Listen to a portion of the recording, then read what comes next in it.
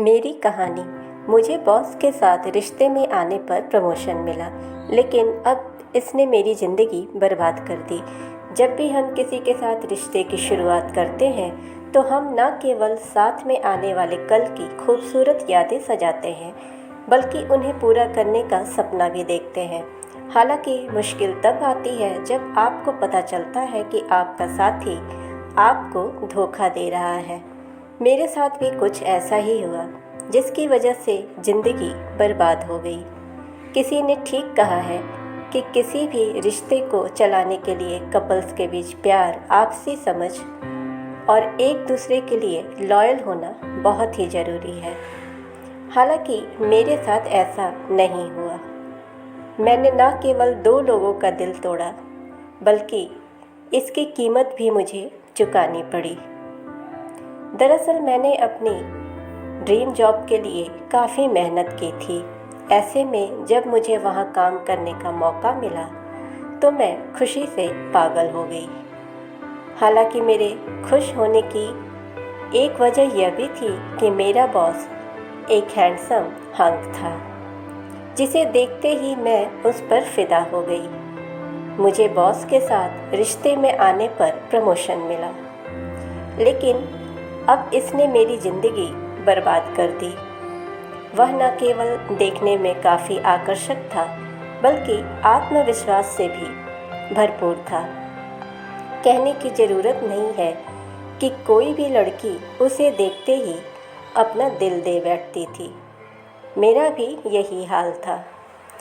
जैसे ही मैंने वहाँ काम करना शुरू किया तो मुझे एहसास हुआ कि मैंने अपने बॉस का ध्यान अपनी तरफ खींचा था।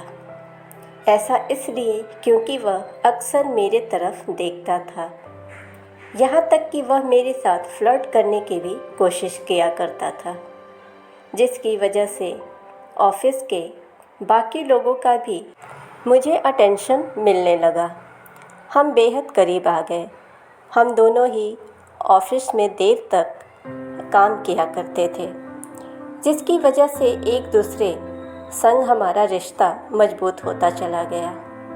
और एक दिन मैं लेट नाइट काम कर ही रही थी कि मेरे बॉस ने मुझे बाहर खाना खाने के लिए ऑफ़र किया, और मैंने एक ही झटके में उन्हें हाँ कर दी, क्योंकि मैं जानती थी कि वह मुझे पसंद करता है।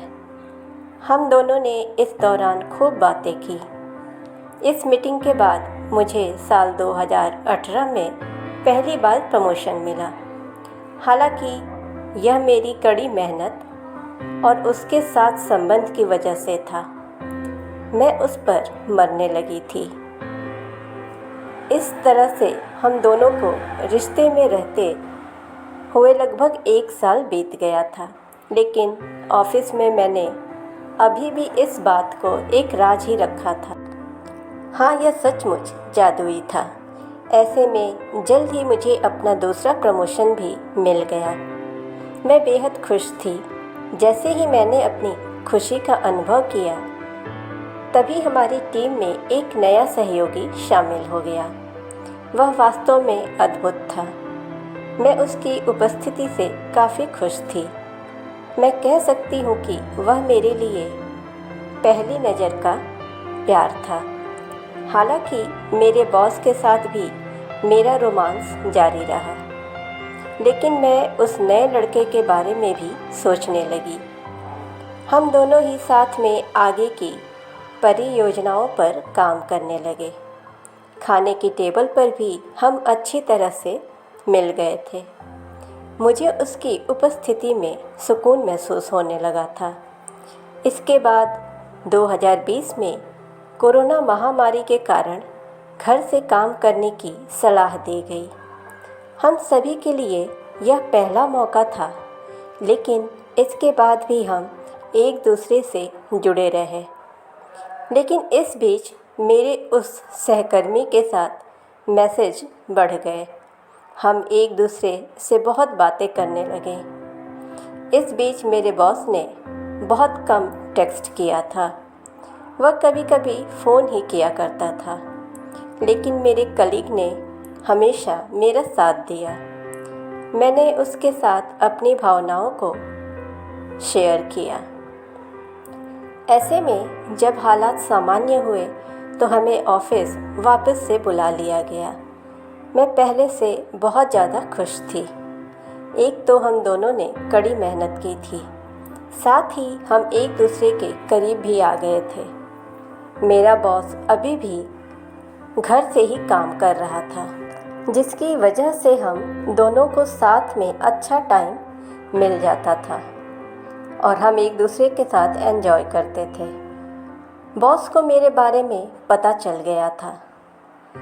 हम दोनों इतने नज़दीक आ गए थे कि हमारे दूसरे सहयोगियों ने हमें पकड़ लिया था। हालांकि मैंने अपने बॉस के साथ कभी भी अपना रिश्ता सार्वजनिक नहीं किया था, इसलिए मेरे लिए यह कहना सुरक्षित था कि हम दोनों एक दूसरे को डेट कर रहे हैं।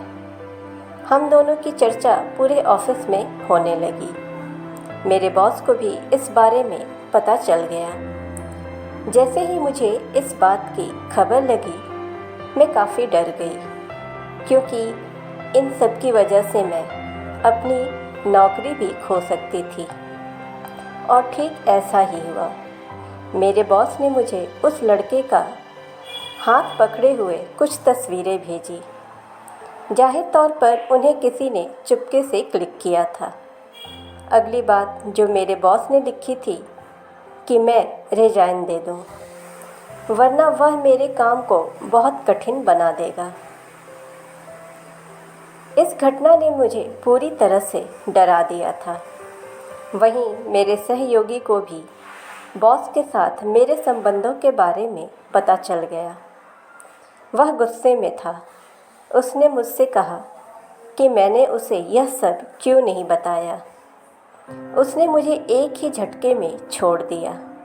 हालांकि मैं उसे दोष भी नहीं दे सकती थी, क्योंकि मैंने उसे धोखा दिया था।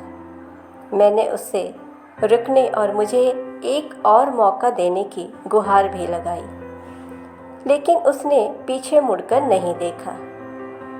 जल्द ही मुझे अपना इस्तीफ़ा देना पड़ा। मेरे सपने और मेरी प्रतिष्ठा बुरी तरह से खराब हो गई। एक गलत फैसले ने मेरी ज़िंदगी बर्बाद कर दी। मैं इसके लिए खुद को कभी माफ़ नहीं कर सकती। ऐसे ही इंटरेस्टिंग वीडियोस के लिए चैनल को सब्सक्राइब करें, नोटिफिकेशन बेल दबाएं ताकि हमारी हर वीडियोज़ आप तक पहुंचती रहें।